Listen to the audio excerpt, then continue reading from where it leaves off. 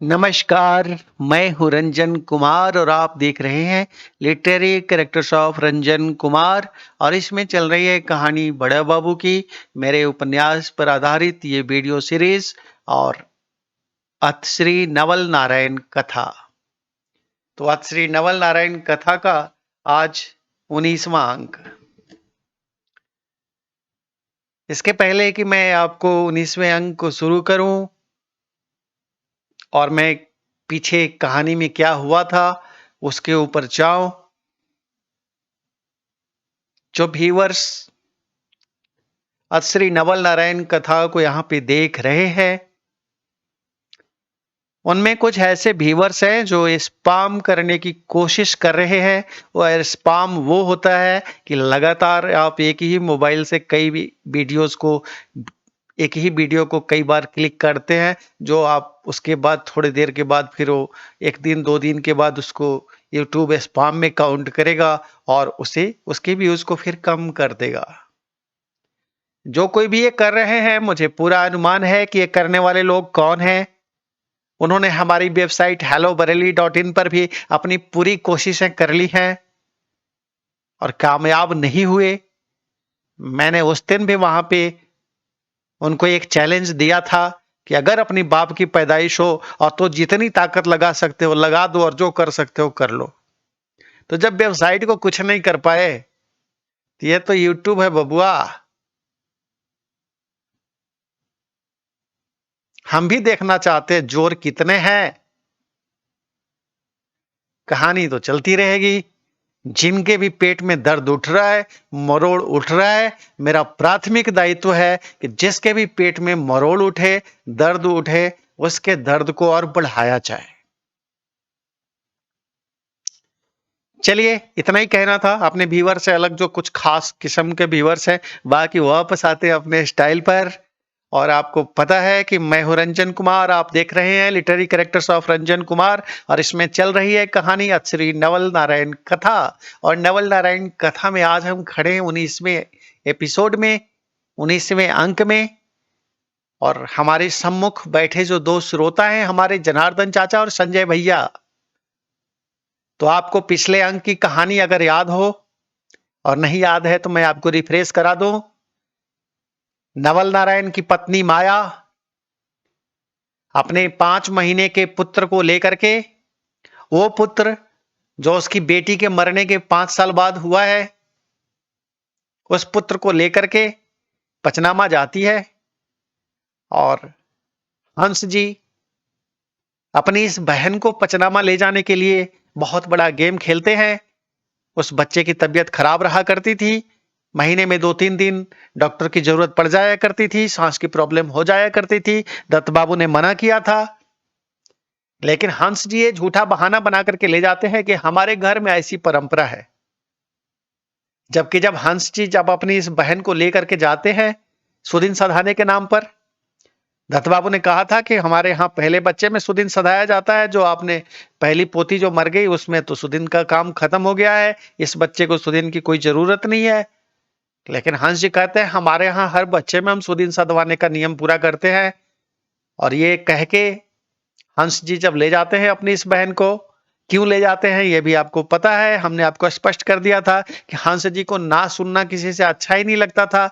एक नंबर के अहंकारी किस्म के व्यक्ति रहे हैं। जैसे उनको कोई ना कह दे तो जिद पे आ जाते थे कि नहीं मुझे तो अब ये करना ही है, हर हाल में करना है, मुझे कोई कैसे ना कह सकता है। तो अपनी बहन को लेकर के जब पहुंचते हैं पचनामा, तो पचनामा में उनकी पत्नी हंसनी जी उन्हें बहुत लताड़ लगाती हैं। कहती हैं आप अपने उस भांजे को तो लाने नहीं गए, जहां आपके पिताजी और आपकी एक बहन भी गई हुई हैं। आपको वहां की कोई फिक्र नहीं है, वहां जरूरत भी है उन लोगों को मदद की, तो वहां आप जाते नहीं हैं और इनको आप क्यों लेके आए। हंस जी को इस पे भी लताड़ लगाई जाती है कि आश्वासन देकर के लेके गए थे कि अगर इस बच्चे को कुछ भी हो जाए, दत्त बाबू ने कहा था, तो हम फिर हंस जी आप अपनी इस बहन को अपने पास ही रखिएगा, हम फिर इसको नवल नारायण को लाने के लिए नहीं भेजेंगे और नवल नारायण के अपने दूसरा ब्याह करा देंगे। तो हंस जी वहां भी वादा कर दिया था हंस जी ने कि हम इसका भी ध्यान रखेंगे। तो हंसनी जी बहुत गुस्सा होती है इस पे और उसके बाद हंस जी चले जाते हैं। और आपने पिछले अंक में फिर जाना कि किस तरह से हंस जी की ये बहन माया पचनामा गांव में गुल खिलाती है, किस तरह से रतन के साथ और विष्णु के साथ, रतन और विष्णु पठकवा के साथ इसको अनैतिक गलत संबंध बनाते हुए हंस जी देखते हैं, हंस जी के भाई कंस जी देखते हैं। और जब देखते हैं तो 15 साल के एक बालक के मन में, 15 साल का एक जो किशोर है उसके मन में एक रुचि पैदा होती है जानने की कि आखिर ये हो क्या रहा था, ये कर क्या रहे थे। और उसके बाद वो बालक कहता है कि तो तुम जो उसके साथ कर रही थी वही मेरे साथ करो। और अंततः ये नवल नारायण की पत्नी माया, जिसका उम्र 32 साल से ज्यादा है, वो अपने 15 साल के भाई के साथ, नाबालिग भाई के साथ मजबूरी में अपने उन अनैतिक रिश्तों को छुपाने के लिए संबंध बनाती है। और भाई बहन के बीच ये रिश्ता गलत शुरू हो जाता है। और भाई बहन के बीच बने इस गलत रिश्ते को जब हंस जी की पत्नी हंसनी जी देखती हैं और सोच ही रही हैं कि कैसे इसको रुकावट डालो, तब तक हंस जी के पिताजी आ जाते हैं। और अगले शाम को ही हंस जी के पिताजी अपनी उस बेटी को, माया को, नबी मियाँ के साथ अनैतिक संबंध बनाते हुए पकड़ लेते हैं, जहां नबी मियाँ दूध दूहने आए थे। इसके बाद फिर बड़ा बवाल होता है, हंस जी को टेलीग्राम करके बुलाया जाता है, टेलीग्राम दे करके। और जब हंस जी आते हैं तब उनको वस्तु स्थिति समझाई जाती है। हंसनी जी ये भी समझाती है कि पिछले 15 दिनों में आपकी बहन 4 लोगों के साथ गलत रिश्ते में पकड़ी जा चुकी है। तो अब आप सोचिए कि अगर आपकी बहन पेट से रह जाती है तो क्या जवाब देंगे आप नवल नारायण को? किस लिए अपनी इस बहन को आप उठा लाए वहां से सुदिन सधाने के लिए? इसको वापस जा करके गदाईपुर रखाइए। तो हंस जी इससे मना कर देते हैं और कहते हैं पहले इसका उपाय ढूंढना होगा। और उपाय ढूंढने के लिए हंस जी एक गलत काम करने की ओर प्रवृत्त होते हैं कि इस बच्चे को बीमार करने के लिए एक दवा दे देते हैं जिससे बच्चे को टॉयलेट होने लगे। हंसनी जी इसका विरोध करती हैं तो हंस जी उनसे झूठ बोल जाते हैं, कहते हैं अच्छा ठीक है ऐसा नहीं करेंगे। लेकिन हकीकत में वो हंसनी जी से छुपा करके इस काम को कर देते हैं। और उसके बाद बच्चे की तबीयत खराब होती है और अपनी पूर्व योजना के अनुसार नवल नारायण को वो बुलाते हैं, जिससे कि अगर संभावित रूप से माया मां बनने वाली रह जाए तो इसका रजिस्ट्री इस बच्चे का नवल नारायण के नाम पे कर दिया जाए। नहीं तो नवल नारायण कहते ना कि यहां रहते हुए कैसे मेरी पत्नी मां बनने वाली है जब मैं यहां आता ही नहीं हूं। तो हंस जी एक सातिर चाल चलते हैं और जिसके चलते उस बच्चे की तबीयत खराब होती है। और हंस जी को लगता है कि इसकी तबीयत को मैं ठीक कर लूंगा और वो दूसरी होम्योपैथी दवा उस बच्चे को दे देते हैं। और ये दोनों दवाएं मिलकर के उस बच्चे के ऊपर कुछ ऐसा असर डालती हैं कि अब वो बच्चा ठीक नहीं हो रहा। इस बीच में हंस जी कंस जी के साथ अपनी ड्यूटी प्लेस पर भी चले जाते हैं। इस बीच में हंस जी अपनी उस बहन को ला करके पचनामा छोड़ जाते हैं, जिस बहन के यहां भी एक बच्चा उसी दिन हुआ था जिस दिन नवल नारायण का पुत्र जन्म लिया था। जिस दिन नवल नारायण की उस बहन माया के पुत्र का जन्म हुआ था, उसी दिन हंस जी के एक और भांजे का जन्म हुआ था। और वो बहन बहुत तकलीफ में थी, उनके बहनोई हॉस्पिटल में एडमिट थे, उनके गोतिया लोग बहुत तंग कर रहे थे, उनकी धन संपत्ति हड़प रहे थे। इनके पिताजी ने उसके लिए भी बहुत लताड़ लगाई थी। तो हंस जी जब फंस गए थे अपने कारनामों में, तो अपने पिताजी को खुश करने के लिए उस बहन को ला करके पचनामा रख देते हैं, क्योंकि अब जब फंस गए हैं तो उन्हें लगता है पिताजी को खुश करना चाहिए। और पिताजी को खुश करने का एक जरिया उन्हें लगा कि पिताजी का उधर सिंपैथी है उस बहन के प्रति, तो उसको ला करके पचनामा छोड़ जाते हैं। और इस बीच में बच्चे की तबीयत फिर सीरियस होती है तो गया दिखाने के लिए हंस जी को जाना पड़ता है। यहां तक कहानी चली थी और बीच में संजय भैया बड़े तनाव में आ गए थे इन सब घटनाओं को सुन करके। और फिर हम लोग ब्रेक करने चले गए थे और अध्याय वहीं पे समाप्त हो गया था। तो जब लौट के आते हैं बाथरूम से, हम लोग, और संजय भैया को मैं पूछता हूँ, संजय भैया आप क्या फील कर रहे हैं? तो संजय भैया बोले अब रिलैक्स फील कर रहे हैं। इतना कुछ सुन करके ना एकदम दिमाग का नस फटने लगा था। तो हमने कहा ये कहानी ही ऐसा है। तो संजय भैया बोले नहीं रंजन बाबू, ऐसा एकदम जो किसी का ऐसा अनएक्सपेक्टेड चरित्र सुन नहीं सकते, कल्पना भी नहीं कर सकते। एक स्त्री एक गांव में अपने मायके में जाकर के अपने, बहुत अजीब सी कहानी है, दो प्रेमियों से मिलती है और उस प्रेमी से मिलते हुए उसका 15 साल का भाई देख लेता है और फिर वो भाई कहता है जो इनके साथ कर रहे थे वो तुम करो। तो वहां कम से कम इस नवल नारायण की पत्नी माया और हंस जी की इस बहन को थोड़ा तो शर्म आना चाहिए था कि ये भाई 15 साल का है और मैं 32 साल की हूं।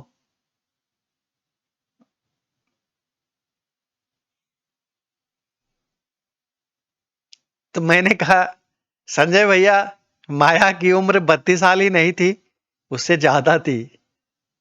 क्योंकि माया, अगर आप देखेंगे लॉजिकल कैलकुलेशन करके, मैं भी आपको कल से बता रहा हूं 30-32 साल की माया, लेकिन आप ठीक से कैलकुलेट करेंगे तो देखेंगे कि माया की जो उम्र है उससे भी ज्यादा है। क्योंकि जब नवल नारायण 15 साल के थे तो माया 27 साल की थी, और जब ब्याह हुआ था और शादी के माया के बीच में 11 साल गुजर चुके। तो संजय भैया कहते हैं ठीक है कह रहे हैं रंजन बाबू, तो माया की उम्र फिर लगभग 37-38 साल की है। मैं बोला बिल्कुल।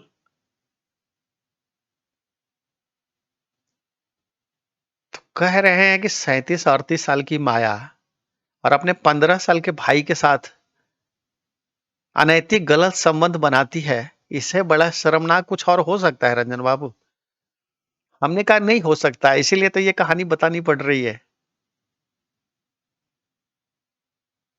और व्यूअर्स को हमारे याद होगा कि नवल नारायण 12 साल छोटे थे अपनी पत्नी से। तो नवल नारायण की शादी 15 साल में हुई थी और अब बीच में 11 साल गुजर चुके हैं, तो अब नवल नारायण भी 26 साल के हैं, उनकी पत्नी 38 साल की है। और नवल नारायण की पत्नी को पता है कि हमारी उम्र जा रही है, जितने बच्चे होने हो जाए। और नवल नारायण की पत्नी माया का क्या चरित्र है ये तो आप जानते ही हैं, ये तो पहले बता ही चुके हैं। तो जनार्दन चाचा जो अब तक खामोशी से सुन रहे थे बोले हमको तो अब लानतों भेजने का मन नहीं कर रहा है। तो हमने कहा जनार्दन चाचा अभी लानत भेजने के लिए अभी एपिसोड खत्म नहीं होने वाला है, अभी तो अगला एपिसोड हमने आज का शुरू ही नहीं किया है। तो जनार्दन चाचा ने कहा कि जब आप लोग ब्रेक में गए थे ना, तब हम पूरा परिस्थिति पर विचार कर रहे थे, और वो परिस्थिति पर विचार करते हुए हमने बहुत विचार किया और ये विचार करते हुए हम इस निर्णय पर पहुंचे हैं कि ये माया के टेटुए दबा देता मैं। और ये कंस, थोड़ा भी लाज नहीं है, थोड़ा भी शर्म नहीं है? 15 साल का किशोर वय का बालक, और वो क्या कह रहा है, अपनी बहन को कहता है मेरे साथ तुम अब वही करो जो उसके साथ कर रहे थे। तो मैंने कहा जब अपनी बड़ी बहन को वो देख रहा है, वो बालक, ये ऐसे कर रहा है, ये ऐसे कर रही है और गांव के किसी आदमी के साथ कर रही है। गांव का था रतन, और गांव में रिश्तेदारी थी विष्णु पाठक की, और नबी मियां भी गांव के ही थे, जो माया के भी पिताजी के उम्र के आसपास थे। माया नवल नारायण की 38 में है, तो नबी मियां उस वक्त 55 प्लस 60 के आसपास में थे। तो यहाँ पे पूरा ऐसा ही चक्र है संजय भैया और जनार्दन चाचा, और ये ऐसे ही लोग हैं। इससे आप समझ सकते हैं कि ये जो खानदानी लोग होते हैं ना, जो बहुत बड़ा तमगा लिए घूमते हैं कि हम बहुत खानदानी लोग हैं। हंस जी को बड़ा गुमान था मेरा खानदान। तो ये खानदानी लोगों का चरित्र है, और ये खानदानी लोगों का ऐसा चरित्र बताना जरूरी है। उस हंस जी का चरित्र जो खुद बड़े स्ट्रगल से प्रोफेसर बने थे, और पिछले अंकों में हम लोगों ने चर्चा करी है कि अपने छोटे भाई को तो प्रोफेसर बाद में बना दिया था उन्होंने, प्रोफेसर तक। ये जानने के बावजूद, ये घटना घटने के बाद, अभी तो कंस जी जहां हम कहानी बता रहे वहां तो 10वीं ही पास किए ना, लेकिन अपने भाई के इस चरित्र को जानने के बावजूद भी हंस जी अपने इस भाई को, इस अयोग्य भाई को, इस चरित्रहीन भाई को पीएचडी करवाते हैं, प्रोफेसर बनवाते हैं। तो जनार्दन चाचा बोले लानत है रंजन बाबू, इन लोग के लिए लानत शब्द भी बहुत कम है। तो संजय भैया बोले कि उस दिन बहुत सेंसिटिव जगह पर हमको भी बाथरूम लग गया था तो कहानी रोक दिए थे। से छोड़िए जनार्दन जी, अभी आगे बात करते हैं, पहले कहानियां पूरा और सुन लेते हैं कि उस दिन आखिर वहां उसके बाद पचनामा में और क्या होता है, क्योंकि बहुत इंपॉर्टेंट जगह पर हम लोग कहानी छोड़ दिए थे। तो संजय भैया और जनार्दन चाचा ने कहा कि रंजन बाबू, आगे का कहानियां हमको पहले एकदम धारा प्रवाह बताइए कि पचनामा में फिर होता क्या क्या। हम जनार्दन चाचा और संजय भैया को बताते हैं कि आपको याद है कि उस बालक का इलाज गया से कराने लगे थे हंस जी। हंस जी को इमरजेंसी में बुलाया गया था टेलीग्राम करके कि बच्चे की तबीयत ठीक नहीं हो रही। तो हंस जी जब लौट के आए थे और उस बच्चे को लेकर के गया गए थे दिखाने, और गया तब जिला था, वहां बहुत सारे हॉस्पिटल थे। और जब वहां के हॉस्पिटल में वो दिखाने गए तो हंस जी की एक बहन गया में भी रहती थी। तो जिस वक्त उधर हॉस्पिटल में छोड़ के आए थे अपने पिताजी को और अपनी बहन माया को बच्चे के साथ, उस वक्त में हंस जी अपनी उस बहन के यहां चले जाते हैं घूमते फिरते। तो वहां जाकर के पता चलता है हंस जी को कि वहां भी संभालने वाला उसको कोई नहीं है, और अगले 3 से 4 महीनों में हंस जी की वो बहन पेट से है। तो संजय भैया हंसने लगे। तो हमने पूछा क्यों संजय भैया, क्यों हंस रहे हैं? तो बोले ये हंस जी और कंस जी के घर में ना, इनकी जो ये 6 बहनें थी उनका एक ही काम था क्या, कि इधर निवृत्त हो तो उधर, उधर निवृत्त हो तो उधर। मैं बोला जब 6 बहनें हैं और उनमें से 5 की शादियां हो चुकी हैं, तो कहीं ना कहीं तो लगा रहेगा ना, कहीं भांजा जन्म लेंगे, कहीं भांजी जन्म लेगी। तो जनार्दन चाचा बोले आगे का कहानी बताइए रंजन बाबू। हमने कहा हंस जी को वहां पता चलता है कि यहाँ 3-4 महीने में हमारे भांजा या भांजी का जन्म होने वाला है, और बहन बीमार रहती है, बहन की तबीयत उतनी अच्छी नहीं है। तो वहां जो हंस जी के बहनोई थे उन्होंने निवेदन किया कि जो हंस जी की सबसे छोटी वाली बहन है उसको कुछ दिन देखभाल के लिए यहां पहुंचा देते तो अच्छा रहता। पहुंचा देते क्योंकि उनको लाने का भी फुर्सत नहीं था। तो हंस जी कहते हैं कि अच्छा ठीक है, अभी तो हम दिखाने के लिए लाए हैं अपनी बहन माया को, बच्चे की तबीयत ठीक नहीं है, हम इसको लेकर के वापस पचनामा जाते हैं और वहां जाकर के कंस के साथ अपनी उस बहन को हम आपके यहां भेज देते हैं।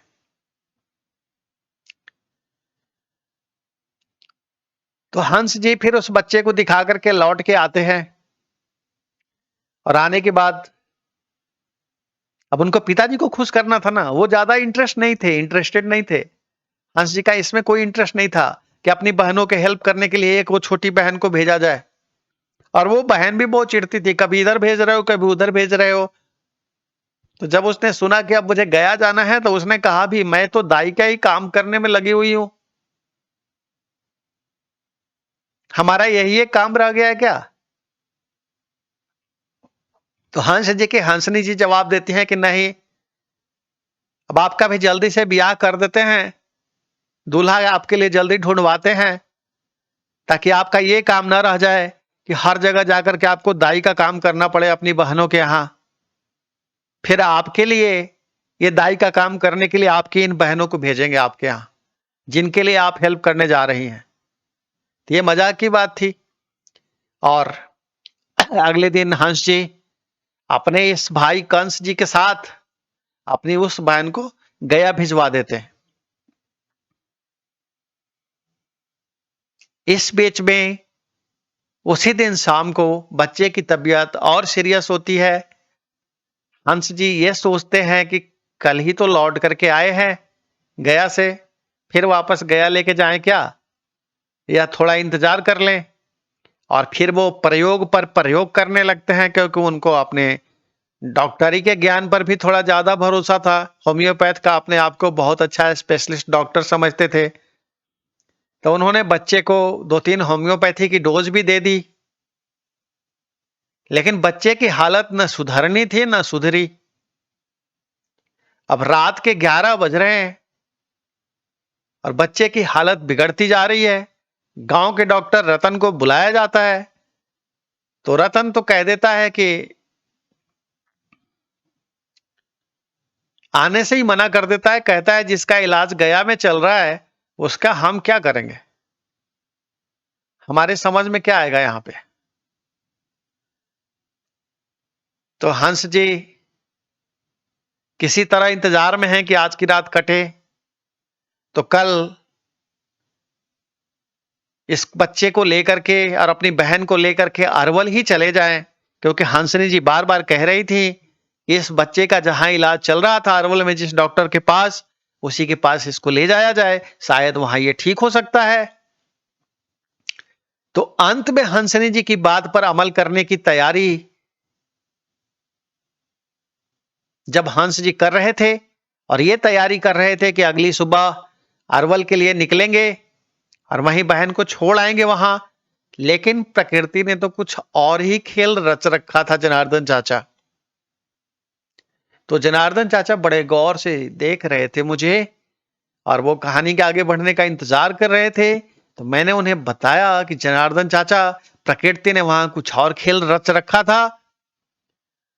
और रात के 12 बजते बजते नवल नारायण और माया के उस पुत्र, उस बीमार पुत्र को जिसे लेकर के सुदिन सदाने माया आई थी पचनामा, उसकी मृत्यु हो जाती है।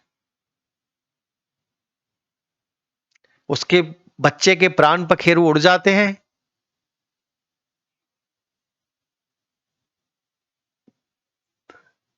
जनार्दन चाचा बोले हम तो ये मानेंगे कि हंस जी ने हत्या कर दिया उस बच्चे का। वो बच्चा जब आया था तब भले ही उसको गदाईपुर में सांसों की समस्या हो रही थी, लेकिन यहां जब आया था तब वो महीना दिन से ऊपर एकदम स्वस्थ चल रहा था। और हंस जी जब आते हैं और उनको पता चलता है अपने बहन के ये गलत कारनामे, तो नवल नारायण को सिर्फ यहां बुलाने के लिए और अपनी पत्नी हंसनी जी के द्वारा मना किए जाने के बावजूद हंस जी ने उस बच्चे के ऊपर प्रयोग किया दवाई, जहां से उस बच्चे की पेट खराब करी होम्योपैथी दवा दे करके, ये सोच करके कि मैं इसे ठीक कर लूंगा। और वहां से बच्चे की जो तबीयत खराब हुई तो फिर हंस जी उसको चुपके से दूसरी दवा भी पिलाते हैं, जिसके बाद उनको लगता है कि अब हम ठीक कर लेंगे। लेकिन उसके बाद उस बच्चे की तबीयत फिर ठीक कहां हुई रंजन बाबू। तो मैं बोला बिल्कुल जनार्दन चाचा, वहां के बाद उस बच्चे की तबीयत ठीक नहीं हुई। यह अलग बात है कि उसके बाद वो बच्चा लगभग कम से कम 30 से 35 दिन सरवाइव कर गया उन दवाओं के बाद भी। लेकिन ये सबको पता होता है कि होम्योपैथ दवा को असर करने में भी इतना समय लग जाता है। तो जैसे जैसे वो दवा उस बच्चे के ऊपर और असर करते चला गया, उस बच्चे की हालत दिन प्रतिदिन खराब होती चली गई और अंततः वो बच्चा दम तोड़ देता है। तो संजय भैया बोले हंस जी को हत्यारा कहने में हमको कोई शर्म संकोच नहीं है। तो मैंने कहा जनार्दन चाचा और संजय भैया, हंस जी ने उस बच्चे की हत्या की, गलत दवा देकर के की। और क्यों की, अगर इस परिस्थितियों में जाएंगे तो दत्त बाबू विदा नहीं कर रहे थे अपनी इस बहू को, नवल नारायण की पत्नी माया को। लेकिन दिल में लग गया हंस जी के कि मुझे कैसे ना कहा जा सकता है। और वहां फिर ये सुदिन सधाने का एक नया नाटक खेलते हैं और अपनी बहन माया को यहां लाते हैं। और जब वो माया यहां गलत सलत कारनामे कर रही, यहां तक कि अपने भाई के साथ गलत संबंध बना रही, और जब हंस जी को लगता है कि हमारी बहन अगर यहाँ पे गर्भवती हो जाती है तो हम क्या जवाब देंगे नवल नारायण को? तो नवल नारायण को यहाँ बुलाना है बच्चे को, बच्चे के बहाने, बच्चे की बीमारी के बहाने, इसलिए उस बच्चे को बीमार करते हैं और वो बच्चा अंततः मर जाता है। तो ये सारे खेल में केवल और केवल दोषी अगर है तो हंस जी हैं। एक की गलती छुपाने के लिए कोई इतना बड़ा गलती कैसे कर सकता है? एक बच्चे को कैसे गलत दवाएं दी जा सकती हैं? तो मैंने कहा बिल्कुल ठीक कह रहे हैं जनार्दन चाचा और संजय भैया, लेकिन हंस जी ने ये किया, एक पढ़े लिखे प्रोफेसर ने ये काम किया और उसकी दवाएं काम नहीं आई और अंततः वो बच्चा अपना प्राण त्याग देता है।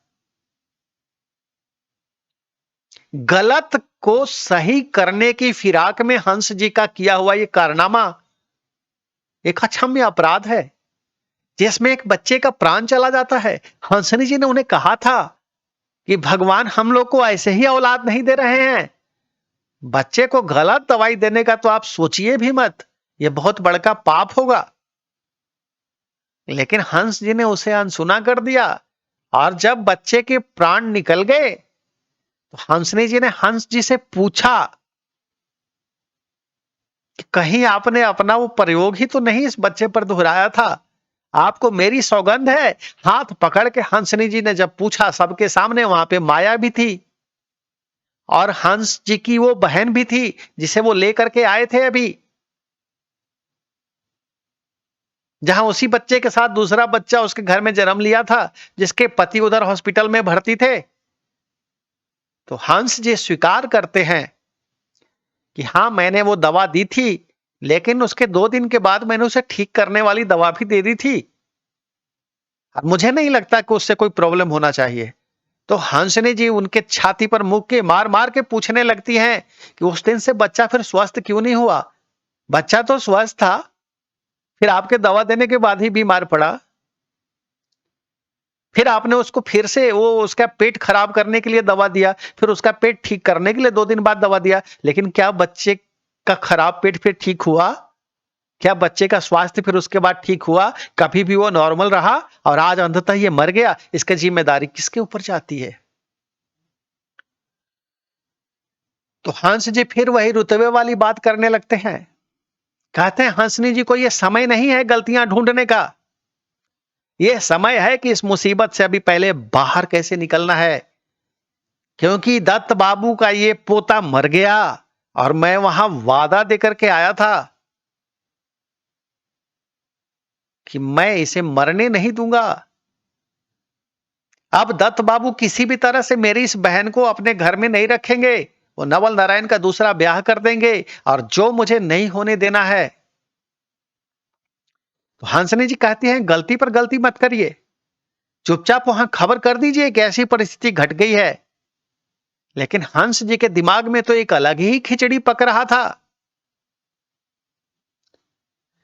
हंस जी कहते हैं अपनी उस बहन को, जिस बहन को अभी कुछ दिनों पहले वो उसके मायके लेकर के आए हैं ससुराल से, उसके उठा करके, इसलिए कि उसकी मदद हो जाए, क्योंकि उस दिन उनको अपने पिताजी को खुश करना था।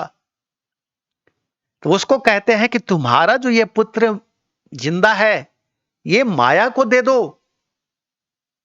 लोग सन्नाटे में आ जाते हैं, कहते हैं आप कैसी बातें कर रहे हैं? हंस जी कहते हैं कुछ नहीं होगा, अगले 5-6 महीने में बच्चे का चेहरा बदल जाएगा, कोई नहीं पहचानेगा कि ये बच्चा कौन है जो मरा और कौन है जो जिंदा है। हमें माया की गृहस्थी उजड़ने से बचानी है।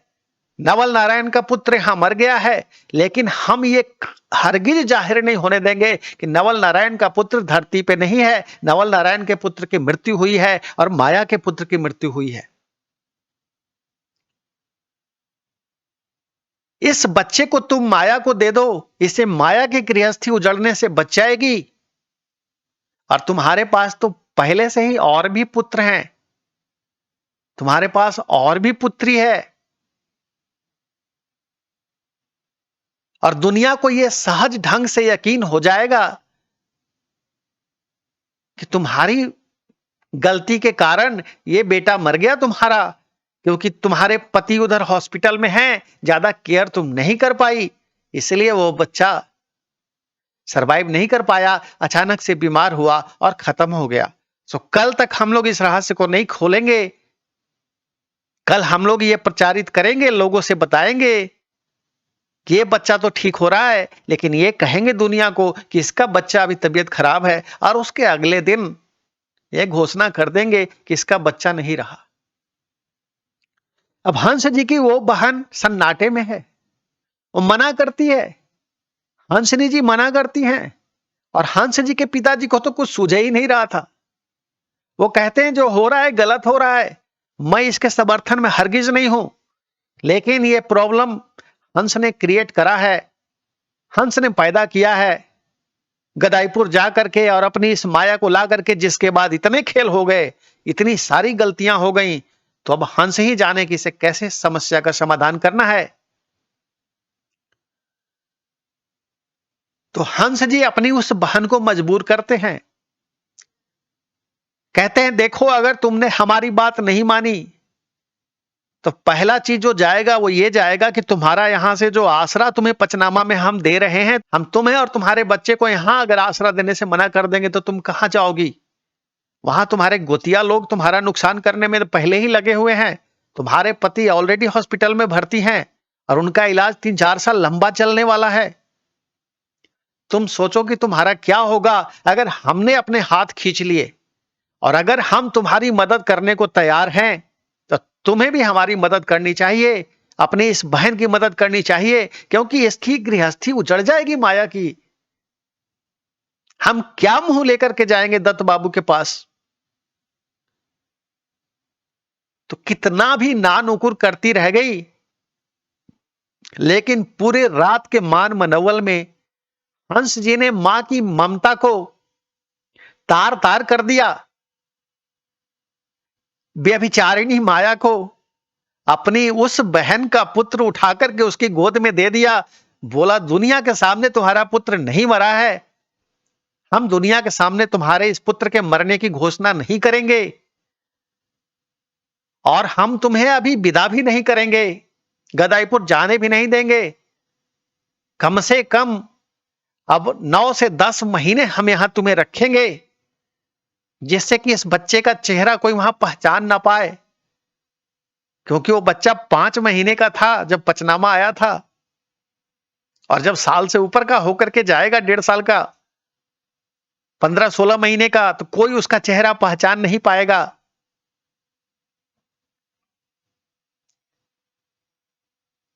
बहुत रोती भी लगती है। हंस जी की दूसरी बहन कहती है मैं मायके इसलिए नहीं आई थी कि मैं अपने पति के जीवन की रक्षा के लिए आपसे मदद मांगने आई थी, अपने आप को परवरिश करने के लिए अपने बच्चों समेत यहां आई थी, लेकिन इसलिए नहीं आई थी कि अपनी कोख को ऐसे बलिदान कर दूं। लेकिन हंस जी कहते हैं तुम्हारे पास और कोई चारा नहीं है, और अगर तुम ना नुकुर करोगी तो हम कल सुबह उठते ही तुम्हें वहां जाके तुम्हारे हाल पर छोड़ देंगे। अगर तुमने हमें हमारे हाल पे छोड़ दिया और तुमने हमारी इन शर्तों को स्वीकार नहीं किया, तुमने हमारी इस बात को स्वीकार नहीं किया, तो तुम सोच लो। हंस जी की उस बहन ने उस दिन हंस जी का एक दूसरा रूप देखा था। उसे सपने में भी जिस चीज की उम्मीद नहीं थी, हंस जी वो धृष्टता कर रहे थे, और हंस जी पूरी बेशर्मी के साथ उसके साथ पेश आ रहे थे। और वो मां विवश हो गई कि अपने और बच्चों की प्राण रक्षा करनी है, अपनी मांग के सिंदूर को सहेजे रखना है, अपने पति का इलाज करवाना है, और अभी भाई की जरूरत है, अभी मायके पक्ष की जरूरत है। वो रोते गिड़गिड़ाते हुए अपने पिता के सामने खड़ी होती है, तो पिताजी हाथ खड़ा कर देते हैं, कहते हैं ये न्याय नहीं है बेटी, लेकिन मैं इस अन्याय के खिलाफ भी कुछ बोलने की स्थिति में नहीं हूं, क्योंकि दूसरी तरफ भी हमारी बेटी की ही जिंदगी और उसका भविष्य दांव पर लगा है। हालांकि मैं फिर भी ये नहीं होने देता, मैं इसका सामना कर सकता था, मैं हंस की तरह कायर नहीं हूं, लेकिन मेरे पास प्रॉब्लम है कि इस घर में कमाऊ सदस्य हंस ही है और हंस ने ही ये गुल खिलाया है। हंस ही जाकर के दत्त बाबू के सामने ये चर्चा करके आया है कि मैं इस बच्चे को कुछ नहीं होने दूंगा, और हंस ने ही ये वादा किया है। तब हंस को ही जवाब देना है, और कमाऊ सदस्य ये है, वही है, तो आगे तुम्हारी मदद भी हंस को ही करना है। तो मैं अगर किसी लायक होता तो मैं किसी भी हालत में ये होने नहीं देता। तो परेशानी बढ़ती चली गई और इस वाद विवाद का कोई अंत नहीं था, और अंततः हंस जी का यही फैसला होता है कि इस बच्चे को माया को दे दिया जाए, और एक दिन रुक करके यही घोषणा की जाए कि उस बच्चे की मौत हो गई, उस बहन के बच्चे की मौत हो गई। माया का पुत्र नहीं मरा है। सच्चाई में यह है कि माया का पुत्र मरा है, लेकिन उस बच्चे को, जो उसकी मां नहीं है, उसकी मां के गोद से उठा के मौसी के गोद में डाल देते हैं हंस जी, अपनी दूसरी बहन के, और कहते हैं हमारा क्या है, हम तो बच्चे के मामू ही रह गए ना, हमारा रिश्ता नहीं बदलेगा ना, बच्चे की मां मौसी हो जाएगी और मौसी मां हो जाएगी, सिर्फ इतना ही तो परिवर्तन कर रहा हूं, और ये करना जरूरी है ताकि मैं अपने खानदान की इज्जत बचा सकूं और अपनी नाक बचा सकूं अभी दत्त बाबू के सामने, और माया का घर बसा रह सके। तो बेबस मां रोती तड़पती बिलखती रह जाती है, और उसकी गोद से उठा करके माया के गोद में उस पुत्र को हंस जी दे देते हैं। और जैसे कि उनकी योजना थी, अगले दिन उस बच्चे के, माया के बच्चा के स्वस्थ होने की जानकारी पड़ोसियों में फैलाई जाती है, और ये बताई जाती है, और ये बताया जाता है बाकी लोगों को, ये दूसरा बच्चा जो स्वस्थ था वो पता नहीं क्यों बीमार रहता है, बीमार हो गया है। और उसके अगले दिन सुबह हंस जी अपनी योजना अनुसार सुबह उठते ही ये डिक्लेयर कर देते हैं कि हमारी इस बहन का बेटा अचानक से गुजर गया, और जा करके उसे दफन कर देते हैं।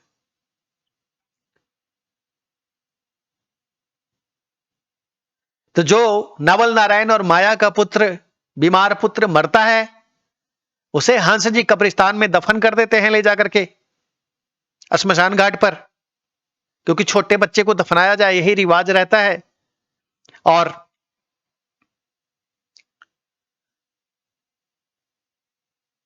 हंस जी की जो दूसरी बहन है, उसकी उनको कोई चिंता नहीं है कि वो किस हाल में है।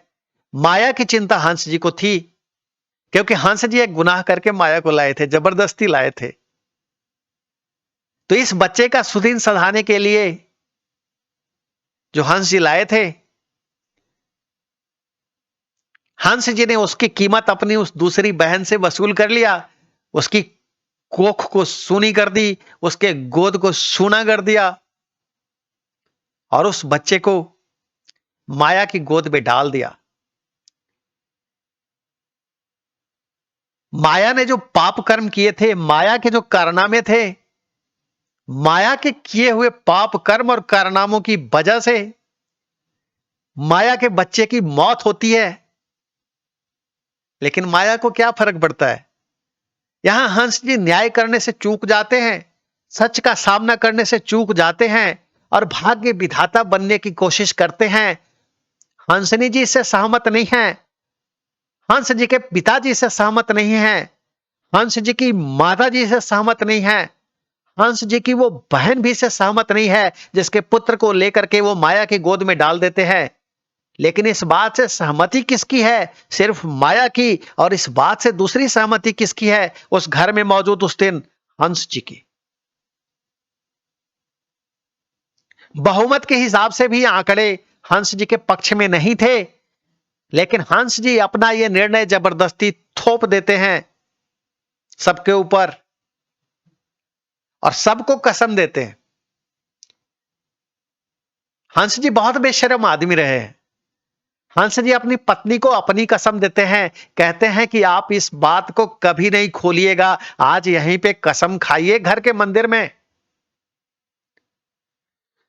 हंस जी अपनी उस बहन को, जिसका बेटा उन्होंने लेके माया की गोद में डाल दिया, उसे कसम देते हैं कि देखो, तुम्हें तुम्हारे सुहाग की कसम, वो अभी हॉस्पिटल में भर्ती हैं, तुम इस रहस्य को कभी नहीं खोलोगी, किसी के सामने नहीं, किसी के सामने इसके बारे में कोई बात नहीं करोगी।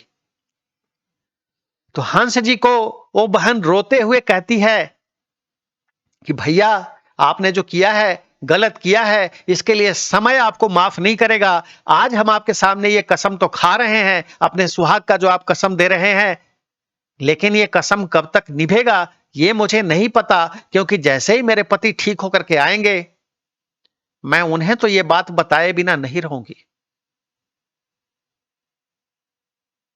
हंस जी कहते हैं कि उन्हें अगर बता भी लो तो उन्हें परिस्थिति भी समझा देना और कहना कि हंस जी ने मना किया है कि इसके बारे में कभी किसी से बात न की जाए। तो हंस जी को बहन कहती है कि उसके बाद फिर जब हम पति पत्नी आपस में बात करेंगे, तब फिर हम निर्णय लेंगे कि हमें इसके बारे में आगे क्या करना है, कहीं कहना है या नहीं कहना है।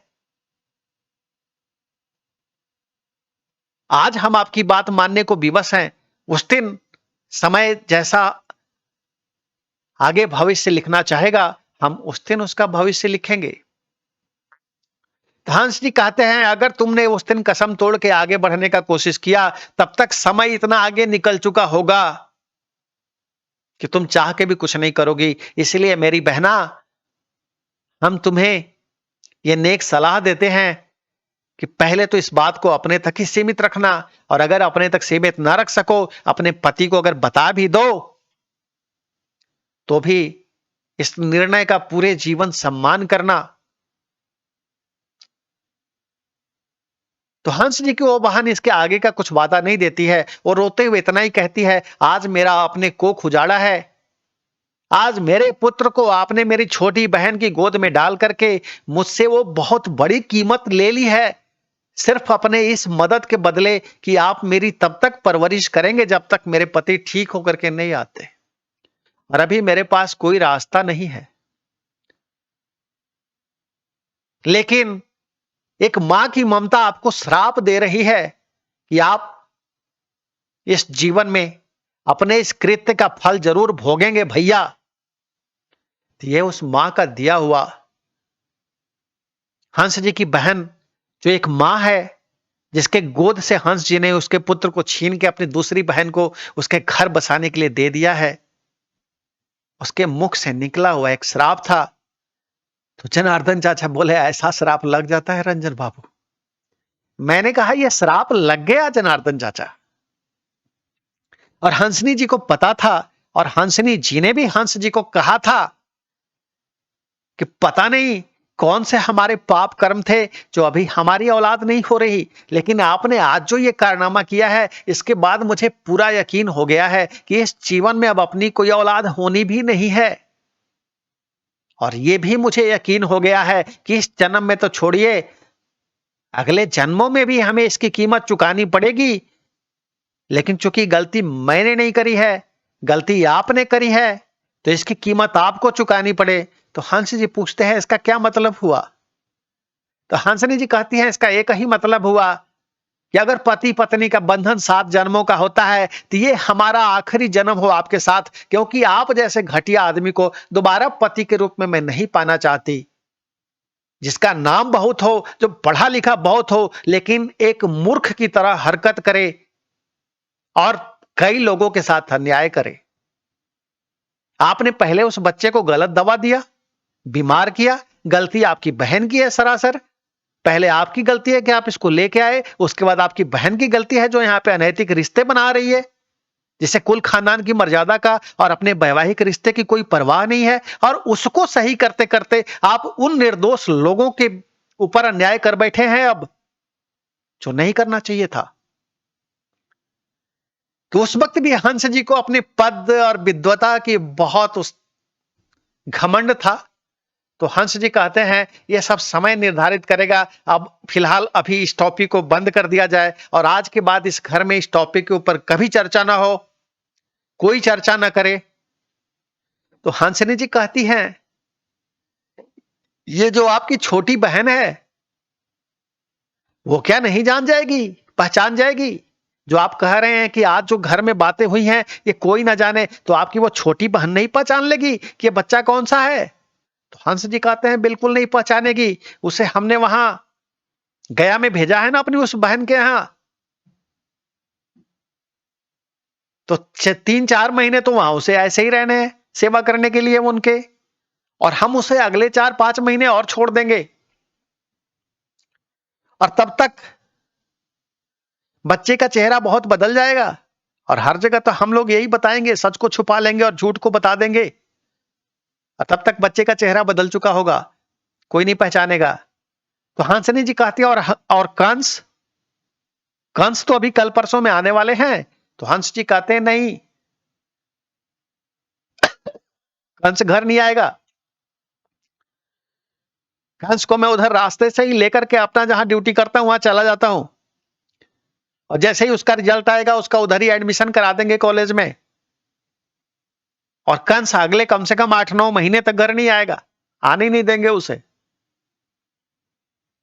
मैं अगर आऊंगा भी तो उसे वहीं छोड़ के आऊंगा कि पढ़ाई के लिए तुम्हें यहीं रहने की जरूरत है। ये सब आप मुझ पे छोड़ दीजिए, और आप सब लोग अपनी अपनी कसमों को निभाइए। माया को उन्होंने कसम दिया, तुम्हें तुम्हारा घर बसे रहना है, तो माया की तो चांदी चांदी है ना, उसे तो पता है सब कुछ उसी के लिए हो रहा है। तो माया ने कहा, भैया हम वही करेंगे जो आप कह रहे हैं। तो कहते हैं हंस जी कि माया, तुम किसी से नहीं कहोगी कि क्या हुआ है आज यहां पे, तुम्हें तुम्हारे नवल नारायण की सौगंध है। तो माया कहती है, बिल्कुल भैया, आप निश्चिंत रहिए। हंसनी जी को उन्होंने अपनी सौगंध दे ही दी थी, अपनी उस बहन को उसके पति का सौगंध दे ही दी थी जो हॉस्पिटल में भर्ती थे। अपने पिताजी को मना कर ही दिया था कि आप किसी भी तरह से नहीं कहेंगे। उनकी माताजी को कोई खास मतलब नहीं था, वो मूक दर्शक की तरह बनी हुई थी, और वो घर के उस फैसले में सहमत थी, ना सहमत थी ना असहमत थी, बस वो मूक दर्शक थी। जानकारी थी उनको इस घटना की, बस उनकी इतनी ही भूमिका थी उसमें।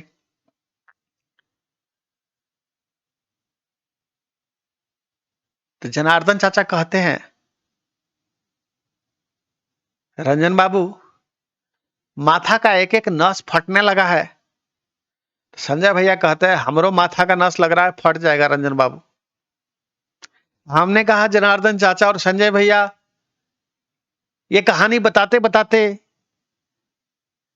मैं भी बड़ी उत्तेजना महसूस कर रहा हूं, क्योंकि मैं भी सच की तरफदारी में खड़ा रहता हूं, और ये जो अन्याय यहां पे हो रहा है ये मुझे भी बर्दाश्त के काबिल नहीं है। तो जनार्दन चाचा बोले, ये कहानी आप हंस के जीते जी मुझे अगर बता देते, तो जहां हंस जी होते हम और संजय जाते और उनको ढंग से अड़च के आते। वो आदमी ये चीज डिजर्व करता है कि उसको थप्पड़ मारा जाए और उसके मुंह पे थूका जाए और उसकी पूरी जिंदगी के ऊपर लानत भेजा जाए। मैंने कहा, जनार्दन चाचा और संजय भैया, मैं आपकी भावनाएं समझ रहा हूं, लेकिन सच को जब खुलना होता है तभी खुलता है, यह भी एक प्रकृति का नियम है। सच को अभी खुलना था, सच अभी खुल रहा है। तो जनार्दन चाचा बोले, ये एपिसोडवा खत्म करते हैं, चलते हैं ब्रेक करने, लेकिन उसके पहले एक वो सवाल मन में और आया है, वो पूछ लूं आपसे। मैंने कहा, बिल्कुल जनार्दन चाचा, इसमें क्या संकोच की बात है। तो जनार्दन चाचा पूछते हैं, रंजन बाबू, जाहिर सी बात है ये सब कहानी जो यहाँ पचनामा में हो रहा है ये नवल नारायण को तो नहीं पता होगा। मैं बोला, नहीं जनार्दन चाचा, ये नवल नारायण को बिल्कुल नहीं पता है। तब बोले, तब ये नवल नारायण की डायरी में भी नहीं लिखा होगा। मैं बोला, नवल नारायण इसको अपनी डायरी में कैसे दर्ज करेंगे। तब जनार्दन चाचा कहते हैं, तो आपको ये कहानियां कैसे पता चला रंजन बाबू, ये जो बंद कमरे में खेल हुआ 5-6 लोगों के बीच, ये आपको कैसे पता चला। मैंने उन्हें कहा, जनार्दन चाचा, इस दुनिया में अपराध का एक नियम है, जब भी कुछ गलत होता है तो वो अपने आप को खोलने के रास्ते भी खुद ही तैयार कर देता है। तो हमें ये कैसे पता चला जो ये पचनामा में हुआ? इसके लिए आप इंतजार करिए कि वो जो माया का नया बेटा है, अब जिसकी माया मां नहीं है, मौसी है, और जो उस बच्चे की मां थी जिसे अब मौसी बना दिया गया है हंस जी की कृपा से, इस बच्चे की शादी में कुछ रहस्य खुलते हैं, कुछ रहस्य शादी के बाद खुलते हैं। लेकिन ये कैसे खुलते हैं और क्या खुलते हैं, अगर आप कहें तो मैं आपको आज ही बता दूं, तो आधा कहानी आगे का आपका मजा किरकिरा हो जाएगा। और अगर आपके पास धीरज हो और आपको जाहिर है 2-4 दिन तो अभी रहना ही है, 2-4 दिन में हम इस कहानी के अंत तक तो पहुंचे ही जाएंगे। तो उस दिन तक अगर आप इंतजार कर सकते हैं, कहानी में बढ़ते बढ़ते जब इस माया के बच्चे की शादी का दिन आता है, तब क्या क्या होता है और कैसे भेद खुलते हैं, मैं वहां आपको यह बताऊंगा कि पचनामा में जो आज हुआ है, इसका रहस्य आगे कैसे खुलता है। तो संजय भैया और जनार्दन चाचा कहते हैं नहीं नहीं, तो रहने दीजिए, 3-4 दिन तो इंतजार कर ही लेंगे। इस कहानी का अंत में जैसे सीरीज में आ रहा है वैसे ही आप बताइएगा, लेकिन इस पॉइंटवा को मेरा याद रखिएगा। मैं बोला बिल्कुल जनार्दन चाचा, आप नहीं भी कहते तो भी ये पॉइंट आगे कहानी का ही हिस्सा बन के सामने आती। अच्छा हुआ आपने ये प्रश्न उठा लिया, ताकि और भी जो लोग देख रहे होंगे उनके मन में भी ये प्रश्न आएगा, तो वो भी इंतजार करें इस बच्चे की शादी के जो दृष्टांत आएंगे वहां तक, कि वहां पे ऐसा क्या घटना घटता है जहां पे जाकर के ये रहस्य खुलता है। तो संजय भैया बोले इस बच्चे के साथ भी अन्याय हुआ, इस बच्चे के मां के साथ भी अन्याय हुआ, जो पूरी तरह से निरपराध हैं, और इस बच्चे के पिता तो उधर हॉस्पिटल में भर्ती हैं, और इसकी कितनी बड़ी कीमत हंस जी ने ले ली। तो जनार्दन चाचा बोले संजय, इसीलिए ना हम कह रहे हैं कि अगर हंस जी होते जिंदा तो जाके टेटुआ दबा देते सीधा, क्योंकि गुनहगार हंस जी हैं, जो एक बच्चे के हत्यारे भी हैं, दवाई देकर के गलत उसकी हत्या कर देते हैं, और उसको सुधारने के क्रम में दूसरी मां का गोद से छीन के बच्चा अपनी दूसरी बहन को दे देते हैं। तो जनार्दन चाचा बोल उठे, हंस तुमको बहुत लानत है, तुम जहां भी हो तुम्हें करोड़ों की संख्या में कीड़े काटे। संजय भैया बोले हंस को कितना भी लानत भेजेंगे जनार्दन जी, आत्मा को शांति नहीं मिलेगा, गुस्सा से दिमाग फटा जा रहा है। हमने कहा फिलहाल आपके पास कोई ऑप्शन नहीं है संजय भैया और जनार्दन चाचा कि आप हंस को लानते भेजे, हंस को गालियां दें। तो बोले हंस को लानत है, कंस को लानत है, हंस के साले पूरे खानदान को लानत है, नवल नारायण को लानत है, माया को लानत है, हंसनी जी को लानत नहीं है, वो सच के साथ खड़ी थी। हंस जी के पिताजी को भी आज लानत नहीं है, वो सच के साथ खड़े होने की कोशिश कर रहे थे लेकिन मजबूर थे। और उस बच्चे की मां को हाथ जोड़ के सादर अभिनंदन है, जिसके साथ उसके मायके में ला करके पहले ही वो बेचारी मुसीबत में थी, उसको हंस जी पहले तो अपने घर लाते हैं और वहां ला करके उसकी गोद से उसका बेटा छीन करके अपनी दूसरी बहन की गोद में डाल देते हैं। तो जो इन संघर्षों में बेचारी अपने बच्चे को पाल रही थी और अपने पति के लिए जिसको ये त्याग करना पड़ा, उस मां को सादर अभिनंदन है। तो हमने कहा जनार्दन चाचा आपके साथ मैं भी उस मां को सादर अभिनंदन कर दूं, और हंस जी को मैं भी लानते आज भेज दूं जिन्होंने मां को मौसी और मौसी को मां बना दिया। यह है हंस का असली चरित्र। और अपनी 38 साल की बहन के साथ 15 साल का कंस पहली पहली बार अनैतिक रिश्ते बनाता है। यह है कंस का चरित्र। और ये समाज के पढ़े लिखे लोग हैं, ये डॉक्टरेट हैं, पीएचडी हैं, सम्माननीय हैं, सम्मानित हैं। और अगर ऐसों को सम्मानित कहते हैं तो जनार्दन चाचा और संजय भैया, मैं कहता हूं कि असम्मानित लोगों की इज्जत इनसे ज्यादा अच्छी है। क्योंकि वो लोग ऐसे घटिया काम नहीं करते। तो जनार्दन चाचा और संजय भैया ने कहा, बिल्कुल सही बात कह रहे हैं रंजन बाबू। फिर अंत में हम सभी उठ जाते हैं और चल देते हैं बाथरूम। जाहिर सी बात है, हम तीनों मिलकर लानते भेज रहे थे, तो आपको भी आज जो समझ में आता है वो करिए। ये एपिसोड को बीच में खत्म नहीं करना था, पूरा करना ही था। अब इसके आगे की कहानी बताएंगे जब बाथरूम से वापस आ जाएंगे। थोड़े संजय भैया, जनार्दन चाचा का भी दिमाग थोड़ा सुकून में आ जाएगा, शांत हो जाएगा, उनकी उत्तेजना भी कम हो जाएगी। अन्याय के प्रति देख करके जो उत्तेजना उनके मन में आ गई है, और मैं बकता हूं, मेरे अंदर भी उत्तेजना आ जाती है ऐसा अधर्म बताते हुए। तो जब हम तीनों फिर से एक ब्रेक के बाद बैठेंगे, तब आपको बताएंगे इसके आगे का अंक। आप सभी व्यूअर्स हैं समझदार, और आपको पता है कि आप देख रहे हैं literary characters of Ranjan Kumar, और मैं हूं रंजन कुमार। तो आप सभी को सप्रेम नमस्कार। जब तक हम आगे की कहानी नहीं बताने आते, तब तक आप करिए जनाब इंतजार। सप्रेम नमस्कार।